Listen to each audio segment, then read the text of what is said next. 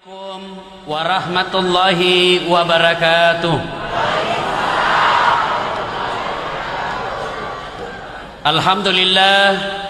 Alhamdulillahi rabbil alamin. Wabihi nasta'inu ala umurid dunya waddin. Ashadu an la ilaha illallah wa ashadu anna muhammadan abduhu wa rasuluh. Allahumma salli ala sayyidina Muhammad wa ala alihi wa sahbihi ajma'in. Amma ba'd. Kurang lebih 1430 tahun yang lalu lahirlah seorang manusia pilihan yang dibesarkan tanpa pernah melihat wajah bapaknya, dibelai kasih sayang ibunya 6 tahun saja, bahkan dihina dan dimaki oleh sekampungnya sendiri, dan puncak penganiayaan terhadap beliau oleh sekampung dan sesukunya ketika diusir dari tanah kelahirannya. Tapi alhamdulillah, tanpa memasang baleho di jalanan, berhasil menjadi pemimpin yang kepemimpinannya bukan hanya diakui oleh umatnya, tapi juga diakui oleh mereka yang tidak menjadi umatnya. Siapa gerangan manusia pilihan ini? Tak lain adalah baginda kita, junjungan kita, Rasulullah Muhammad sallallahu alaihi wasallam, yang pada malam hari ini kita peringati maulidnya, kita peringati hari kelahirannya, meskipun agak terlambat sedikit. Dek nama agak terlambat, yang penting ipigaui. Apa sesungguhnya yang ingin kita bawa pulang dari perayaan maulid ini? Ibu-ibu agar romelo tatiwi lisu pole maulu. Telur madocul, madodon culenya. Tadi malam main telur, sekarang mau telur lagi. Telur terus. Tentu bukan sekedar telur. Semua yang saya datangi, hikmah maulid kita mencontoh Nabi dalam kehidupan sehari-hari. Masalahnya kemudian adalah bagaimana kita mau mencontoh Nabi kalau sejarahnya kita tidak tahu. Bagaimana kita mau meneladani Nabi kalau sisi kehidupan Nabi kita tidak paham. Ada ibu-ibu ditanya sama anaknya, "Mak, tanggal berapa lahirnya Nabi, Mak?" Apa Nabi bilang mamanya? "Iseng kode, kenapa saya kau tanya dongo? Apa gunamu masih sekolah?" Karena dia juga dongo. Dia balik tanya bapaknya, "Pak, kenapa tahun lahirnya Nabi disebut tahun gajah?" Apa Nabi bilang bapaknya? "Karena bukan tahun kambing goblok." Karena dia juga goblok. Giliran ditanya, "Kenapa Dewi Persik bercerai? Kenapa Syekh Puji diperiksa sama polisi?" Wah, ini semana roh. Padahal bukan itu urusan kita. Dulu Riolo Romai, kita anak-anak cepat sekali tahu sejarah Nabi. Kenapa? Orang tua tak memang nak tahu sejarahnya Nabi. Nah, Nabi tak komandre pada ye. Nak kau tindroi Nabi tak seperti ini. Kenapa? Ibunya memang tahu sejarah Nabi. Saya masih ingat waktu saya kecil dulu di kampung, ibu. Mama saya meskipun SD tidak khatam, tapi tepat sekali nak kasih tahu sejarah Nabi kepada anaknya. Dengan cara apa? Lagu. Ada lagunya mamaku di kampung begini. Pada zaman dahulu kala, pada zaman jahiliyah. Ku dengar ki, zaman jahiliyah. Teriak kak, kenapa zaman jahiliyah, Mak? Nah lanjut si lagunya. Lahirlah seorang rasul yang terakhir dan mulia. Ku tanya, siapa namanya, Mak? Itu Nabi terakhir. Nah lanjut lagi lagunya. Nabi Muhammad namanya. Ibunya siapa, Mak? Siti Aminah ibunya. Bapaknya siapa? Abdullah nama ayahnya. Di mana tinggal? Pindrang atau Sidrap? Madinah tempat tinggalnya. Terus kenapa Mima? Setelah dewasa diangkat menjadi rasul. Siapa yang angkat? Pak Imam atau ketua RT? Oleh Allah yang kuasa. Allah itu siapa, Mak? Pencipta alam semesta. Bagusnya lagunya orang dulu di rogaga sikulana. Dari lagu itu kita tahu siapa nabi terakhir, apa tugasnya, di mana tinggal, siapa ibunya, siapa bapaknya. Bahkan dalam lagu itu kita tahu akidah, siapa itu Allah, pencipta alam semesta. Itu lagunya orang dulu. Sekarang lagunya ibu-ibu gaul apa? Pulang suaminya apa lagunya? Lai lai lai lai lai lai, panggil aku si Jablay. Abang jarang pulang, aku jarang dibelai. Nah sambung anaknya, pulang-pulangku berbadan dua, lama tampili sudah cilaka. Beliau lagi jalan, tiba-tiba tertiup angin roknya, tersingkap roknya. Karena dulu Pak belum ada namanya celana panjang, apalagi celana botol. Oh, ndak ada pi. Tahu ki namanya celana botol Pak? Katuma cipilada. Cipi. Sampai-sampai mahasiswaku kupanggil Dek Sigon dulu, bagaimana caramu kasih masuk itu celanamu? Nah bilang, Dek kampungan dah Bapak. Iya bagaimana caranya? Nah bilang, ini Pak dikasih kantong plastik. Mulai sekalinya besok mau kau berak tidak dapat kau kantong plastik. Nu joli kini lemu dongo. Nabi lagi jalan, tiba-tiba tertiup angin roknya, kelihatan betisnya. Bagaimana reaksinya Nabi kelihatan betisnya? Subhanallah, malu sampai merah mukanya. Artinya apa? Kalau kita mau mencontoh Nabi pada maulid kali ini, kalau kita mau meneladani Nabi pada maulid kali ini, tanamkan rasa malu dalam hati kita. Taro-taro siri aleta. Sekarang siri mulai hilang. Dulu kalau ada anak gadis hamil di luar nikah, diusir sama bapaknya. Masuk ke kampungnya, upaka siriki. Tinggalkan kampung ini. Itu dulu. Sekarang hamil 5 bulan, pesta besar-besar. Dia mengundang haji, ikut mengundang ustaz. Baru 3 bulan sudah pengantin. Mimana nih? Nabi bilang orang, kenapa cepat sekali melahirkan anak? Tak apa Nabi bilang bapaknya, iya silaku. Desi senagaga siri. Kalau kita mau mencontoh Nabi pada maulid kali ini, masih siri ki mapigau salah. Malu dong kalau sudah haji tapi masih rajin mendomi. Pangkat oje itu haji Pak Domesi sepak.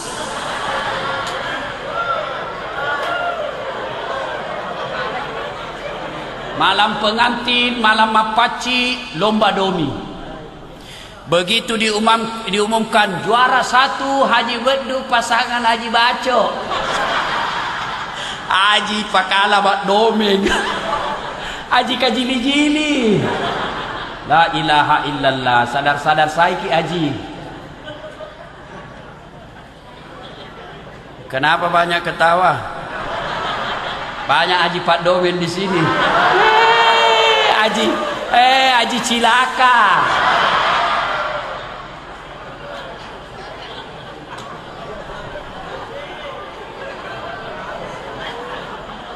Kalau kita mau mencontoh Nabi pada maulid kali ini, malu dong kalau sudah hajah, sudah ibu hajah, tapi pergi pengantin masih kelihatan dadanya.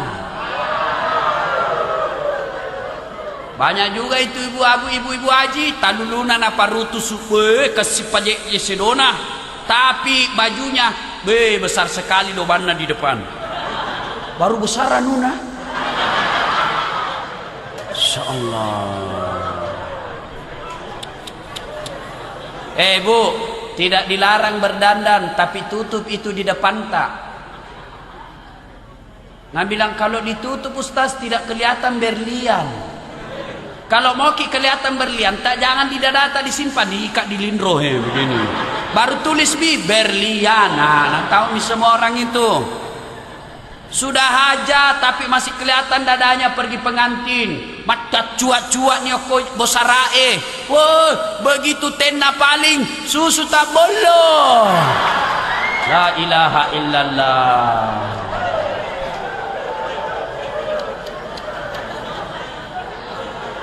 Malu dong kalau sudah ibu hajah pakaiannya seperti itu.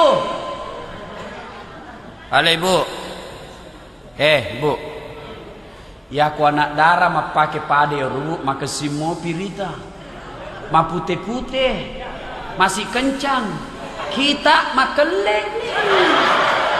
La ilaha illallah. Kita ini orang Bugis kalau ada pengantin paling banyak melanggar ajaran agama. Coba lihat orang Bugis kalau pengantin jor-joran, hura-hura. Mestinya 2 tusuk bisa nak makan sate, nak ambil 4 tusuk. Siapa mau makan sisamu cilaka? Malu dong jadi polisi minta-minta uang di jalan raya.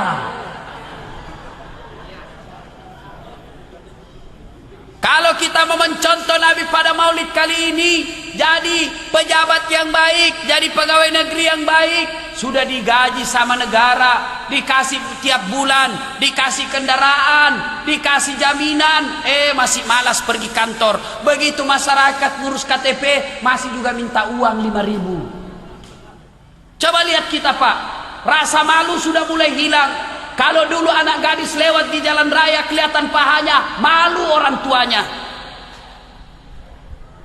Kalau dulu ada anak perempuan peluk-pelukan, diusir.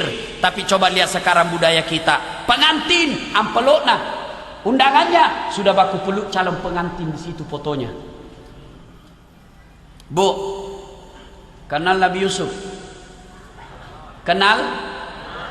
Kenal di mana Ki?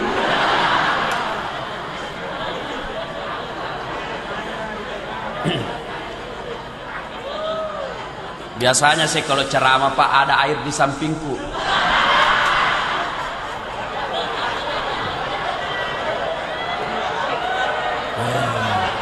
Masa tosi Ustaz mau begini ya? Kasih gelas. Masa Ustaz mau begini? Pemabuk itu. Jangan ketawa kalau Ustaz minta air, kita itu enak duduk-duduk ketawa. Saya ini tadi baru turun dari mobil, belum bernapas baik-baik langsung naik ceramah. Bawa mobil sendiri lagi ke sini. Nanti harus pulang karena besok jam 7:30 harus ke Kendari. Belum sempat istirahat, belum makan malah. Tapi alhamdulillah begitu saya masuk, senang perasaan saya. Weh, banyak yang tunggu Ustaz. Meskipun ada ku dengar tadi Nabi bilang, mana anakmu apa balik?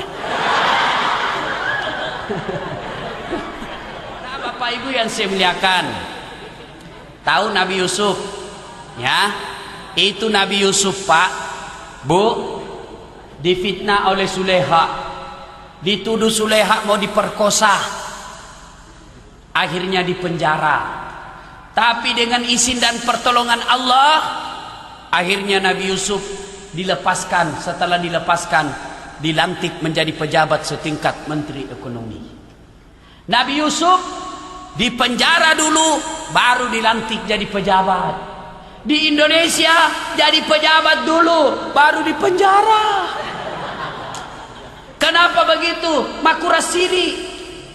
Pak, koma betai, suka makan tanamannya orang, suka mengganggu kebunnya orang, potong.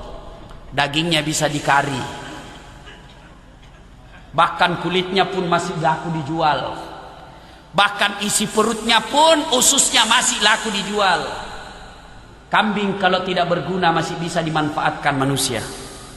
Tapi kalau manusia yang suka judi, suka berzina, pemabuk, suka berkelahi, tidak sholat, jelek mukanya, mau diapai? Mau diapa? Mau dipotong? Tidak ada orang makan dagingnya. Di penjara masih makan ongkos.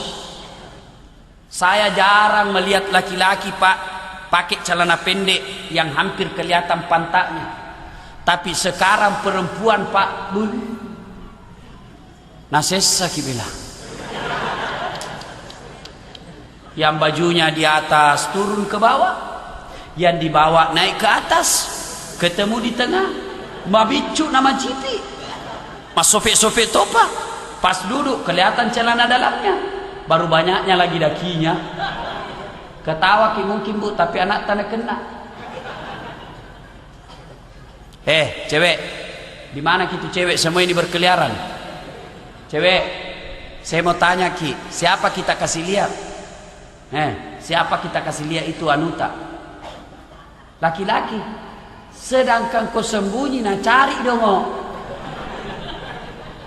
Apalagi pun namu pamer memang nih. La ilaha illallah. Salah satu dampak televisi Pak, itu mi pakaian yang begitu. Riolo romai Pak, dek ni singinak daremak baju padir, dek gaga contohna. Maku yang kemana dia ke televisi, dan itu mina contoh anak gadis tak. Televisinya Indonesia Pak hampir tidak ada gunanya. Ada lagi sinetronnya apa? Suami-suami takut istri. Sinetronnya pernikahan dini, hamil di luar nikah. Itu bisa mana contoh nata. Tapi bagaimana kita lihat masjid sekarang dibangun besar, dibangun mewah sampai ratusan juta, tapi sayang seribu sayang, masjid sepi dari jamaah. Masjid kita seperti museum, mewah tapi isinya orang tua sudah pensiun.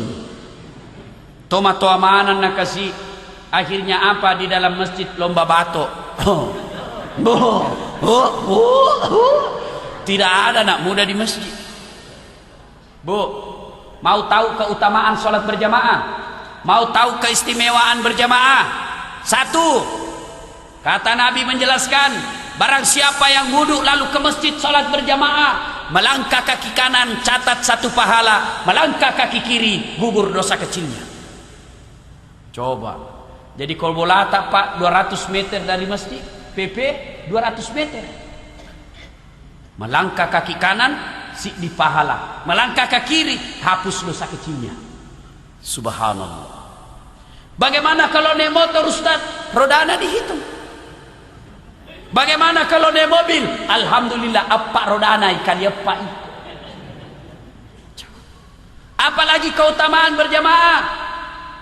Seluruh materi yang kita lewati, aspal, pagar, tembok, dinding, tumbuhan, binatang, semua nanti jadi saksi dan akan berkata di hadapan di akhirat kelak, ya Allah, jangan kau masukkan dia neraka, masukkan dia surga. Saya saksinya, tanggal 12 April dia datang berjamaah di masjid.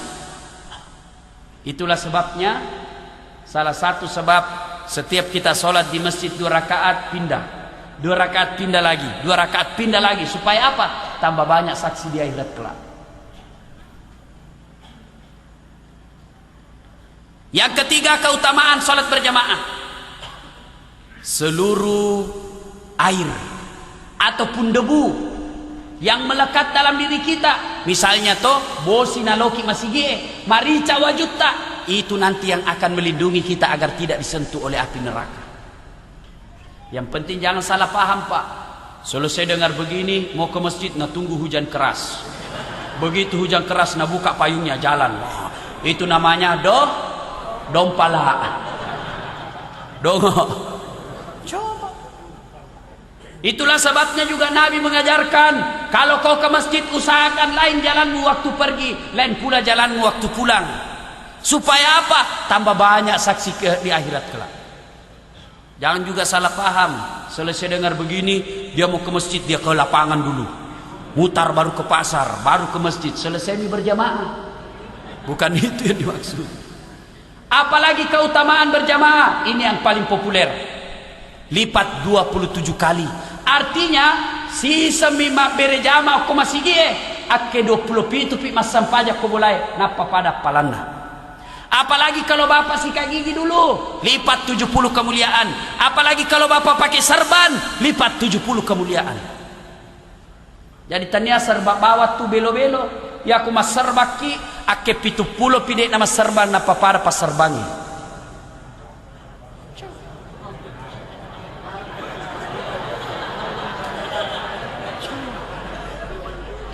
Apalagi kalau sikat gigi dulu. Apalagi keutamaan berjamaah di masjid. Ada namanya doa bersama. Barangkali kalau di rumah salah-salah doa tak, tidak tahu ki berdoa, kita mau minta hujan, ternyata yang kita baca bahasa Arab minta jodoh. Barangkali kalau di rumah kita berdoa banyak sekali dosa sehingga susah sampai doanya. Tapi di masjid ada alim ulama, ada fakir miskin, ada anak yatim piatu, ada janda-janda tua yang teraniaya. berdoa bersama dalam masjid. Gara-gara orang kekasih Allah inilah sehingga semua doa dalam masjid dikabulkan. Itulah sebabnya selalu saya anjurkan, kalau kita berdoa jadi imam, tolong baca doa kasih keras-keras sedikit. Karena kadangkala ada imam tidak didengar apa yang minta. Kita di belakang asal amin saja. Amin. Amin. Apa kau minta, Ces? Kasih dengar ki. Siapa tahu yang jadi imam seperti ustaz yang tidak ada istrinya. Jadi kalau ini ustaz tidak ada istrinya, Bu. Jadi kalau ada ibu-ibu mau punya menantu ustaz, ketik Rex spasi das atlatif. Minta. Yang jadi imam tidak ada istrinya, dia minta kepada Allah. Ya Allah, berikanlah kami jodoh. Nah bilang bapak di belakang, amin. Sudah ada istrinya. Nah bilang juga istrinya di belakang, amin. Kabulkan Tuhan. Artinya ibu restui suaminya kawin lagi. Makanya kalau jadi imam usahakan kasih dengar-dengar sedikit. Karena manajemen masjid tidak bagus. Pengurusan masjid tidak bagus. Ini banyak orang Islam suka sekali bangun masjid besar, bertingkat. Untuk apa? Nanda penuh. Biarlah kecil tapi nyaman. Setiap 2 menit keluar pengharum ruangan. Supaya apa? Hilang bau kalepa. Apalagi speakernya baik. Tidak seperti ini. Oh bagus Pak. Karpetnya tiap tahun diganti.